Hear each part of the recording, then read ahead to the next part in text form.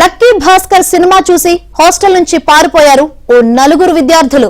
Visakha ఆంధోని hostel కు చెందిన 9వ తరగతి విద్యార్థులు చిత్రంలోని హీరోల రిచ్ కావాలని భావించారు. బాగా డబ్బు సంపాదించి వస్తామని స్నేహితులకు చెప్పి హాస్టల్ నుంచి పరారయ్యారు.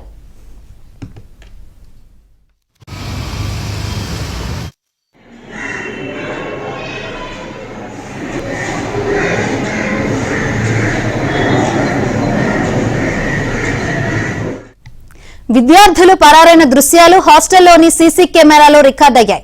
కేసు నమోదు చేసి పోలీసులు దర్యాప్తు చేపట్టారు.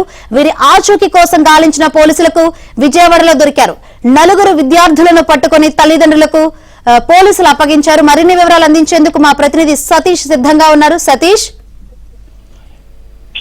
ఇప్పటి వరకు మనం మొబైల్ గేమ్స్ కి అదేవిధంగా మొబైల్ లో ఆడిన గేమ్స్ కి ఎడిక్ట్ అవ్వడం చూసాం. కానీ తాజాగా ఇటీవల రిలీజ్ అయిన లక్కీ భాస్కర్ సినిమా పైన ప్రభావం ఈ స్కూల్ విద్యార్థులపై ఏ విధంగా పడింది అనేది మనకు చూస్తే ఇంత ప్రభావం పిల్లల్లో ఏ విధంగా వచ్చింది అనేది కూడా మనకి ఆశ్చర్యం కలుగుతుంది.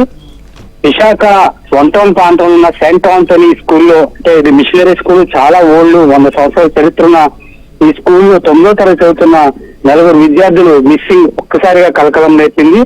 మొదటగా వీరు ఎక్కడికి వెళ్లారు ఏంటి అనేది వెంటనే తల్లిదండ్రులు ఆందోళనకి గురై వెంటనే పోలీస్ స్టేషన్ ఫిర్యాదు చేశారు. పోలీస్ స్టేషన్ లో ఫిర్యాదు చేసిన తర్వాత పోలీసులు విచారణలో భాగంగా తోటి స్నేహితులు అడగడంతో వీళ్ళు ఇటీవల రిలీజ్ అయిన లక్కీ భాస్కర్ సినిమాలో సన్నివేశాలకు బాగా వీళ్ళు ప్రభావితం అయ్యారు.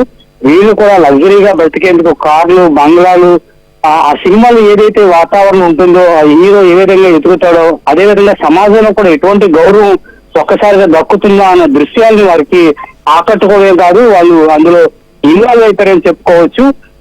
ఆ దృశ్యాలను బాగా వీళ్ళు గట్టిగా పట్టుకొని మిత్రులతో మొత్తం చెప్పడం తెలుస్తుంది. మేము లక్కీ భాస్కర్ సినిమాలో ఏ విధంగా వాడు ఐశ్వర్యంతో అవుతాడు, హీరోలాగా మేము కూడా నలుగురు బయటకు వెళ్ళి సంపాదించి ఆ తర్వాత ఇక్కడికి వస్తామని చెప్పి వాళ్ళు ఆ స్కూల్ నుంచి పరారవడం తెలుసు. అదేవిధంగా మన సీసీ ఫుటేజ్ దృశ్యాలు కూడా కనిపిస్తుంది. నలుగురు ఒక్కసారిగా ఆ గేటు గెంతి పారిపోవడం జరిగింది.